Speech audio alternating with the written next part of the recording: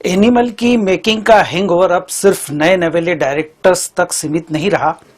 विशाल भारद्वाज जैसे film maker पर भी यह चढ़ गया है और ओ रोमियो का पहला ही सीन देखकर दिमाग में एनिमल की परछाई उतर आती है। बात सिर्फ टोन तक सीमित नहीं रहती। स्लो मोशन, स्टाइलिश हिंसा और जरूरत से ज्यादा खून खराबे वाले सीक्वेंस जिनसे विशाल आमतौर पर दूरी बनाते रहे हैं, वही इस बार ओ रोमियो में खुलकर मौजूद है। ऐसा लगता है जैसे विशाल ने दर्शकों की नब्ज पकड़ने के लिए इस बार सेफ गेम नहीं बल्कि ट्रेंड वाला गेम खेलने का फैसला किया है। फिल्म की कहानी हुसैन जैदी की किताब माफिया क्वींस ऑफ मुंबई से प्रेरित बताई गई है।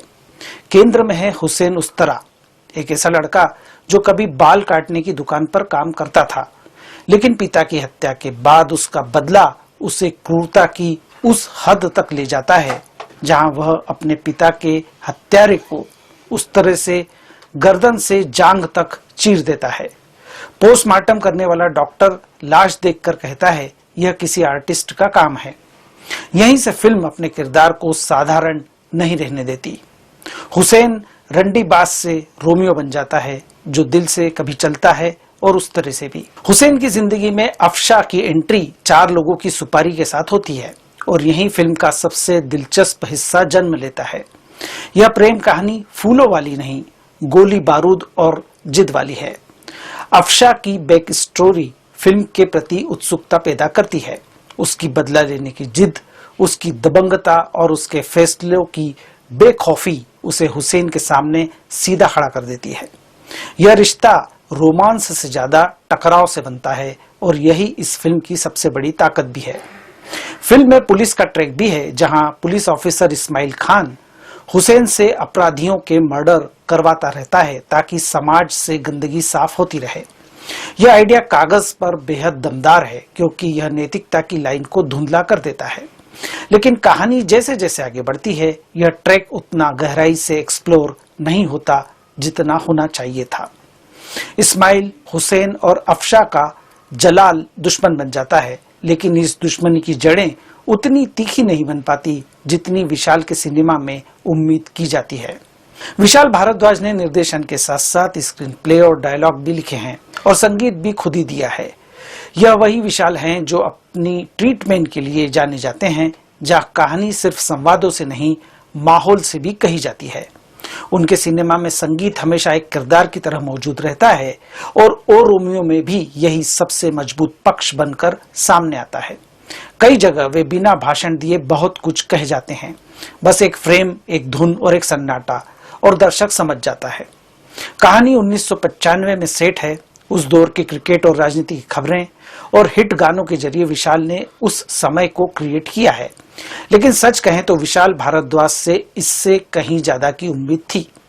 यह दुनिया पूरी तरह जिंदा लगने से कुछ कदम पीछे रह जाती है। फिर भी फर्स्ट हाफ में उस तरह का एटीट्यूड, उसका लाइफ स्टाइल और अफशा का रहस्यमयपन दर्शकों को बांध कर रखता है। हाँ, फिल्म की गति कई जगह धीमी लगती है और कुछ दृश्य गैर जरूरी भी महसूस होते हैं, लेकिन विशाल अपने प्रेजेंटेशन के दम पर फर्स्ट हाफ में पकड़ बनाए रखते हैं। ओ रोमियो का दूसरा हाफ फिल्म का सबसे कमजोर पक्ष है। यहाँ फिल्म ज्यादा बिखरती है और सिनेमैटिक लिबर्टी जरूरत से ज्यादा लेती है। क्लाइमैक्स स्पेन में फिल्माया गया है और वहां तू या मैं यानी हीरो विलेन की लड़ाई साफ तौर पर एनिमल के क्लाइमैक्स की याद दिलाती है।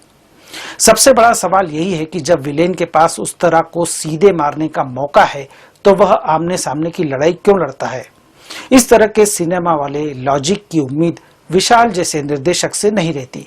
वैसे भी क्लाइमैक्स अगर कमजोर पड़ जाए तो पूरी फिल्म का असर नीचे आ जाता है। फिल्म उस तरह के किरदार के बारे में ज्यादा बात नहीं करती। वह लोगों को क्यों मार रहा है, पुलिस के लिए क्यों काम कर रहा है, वह जानवरों जैसा बर्ताव क्यों करता है, ये सवाल फिल्म देखते समय लगातार कौंधते रहते हैं। और अफसोस की बात यह है कि इनके जवाब मामूली से या आधे अधूरे से मिलते हैं। बतौर निर्देशक विशाल भारद्वाज ने अपनी शैली में ओ रोमियो को पेश किया है।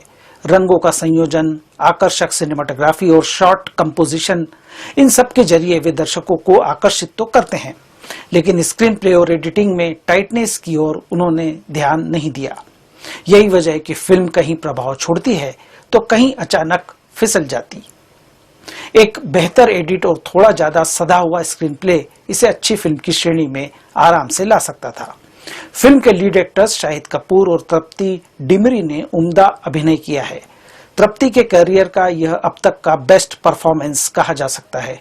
अफशा के रूप में उन्होंने एक बेखौफ लड़की को सशक्त रूप से स्क्रीन पर पेश किया है। उसकी आंखों में डर नहीं, जिद और बदला नजर आता है। शाहिद कपूर उस तरह के रूप में प्रभावित करते हैं। उन्होंने किरदार को अच्छे से जिया है, खासकर बॉडी लैंग्वेज और आंखों के जरिए। नाना पाटेकर को और स्क्रीन टाइम दिया जाना चाहिए था। हालांकि उम्र उन पर हावी लगती है, फिर भी उनकी मौजूदगी स्क्रीन पर वजन बढ़ाती है। दिशा पटानी, तमन्ना भाटिया और विक्रांत मैसी ने इतने छोटे रोल के लिए हाँ क्यों कहा, समझ से परे है। अविनाश तिवारी भी बहुत असर नहीं छोड़ पाए। फिल्म तकनीकी रूप से सशक्त है, सिनेमाटोग्राफी लाजवाब है। हालांकि कई दृश्यों में लाइट बहुत कम रखी गई है, जिससे कुछ जगह दृश्य खूबसूरत होने के बावजूद देखने में कठिन लगते हैं। विशाल द्वारा संगीतबद्ध किए गाने और बैकग्राउंड म्यूजिक शानदार है। कई सीन में बीजीएम फिल्म का असली ड्राइविंग फोर्स बन जाता है। कुल मिलाकर ओ रोमियो एक ऐसी फिल्म है जो अच्छी और बुरी फिल्म के बीच की पतली रेखा पर खड़ी नजर आती है। इसमें विशाल भारद्वाज का स्टाइल, संगीत और कुछ शानदार परफॉर्मेंस है, लेकिन कमजोर दूसरा हाफ, ढीली एडिटिंग और सवालों के अधूरे जवाब इसे बहुत अच्छी फिल्म बनने से रोक देते हैं।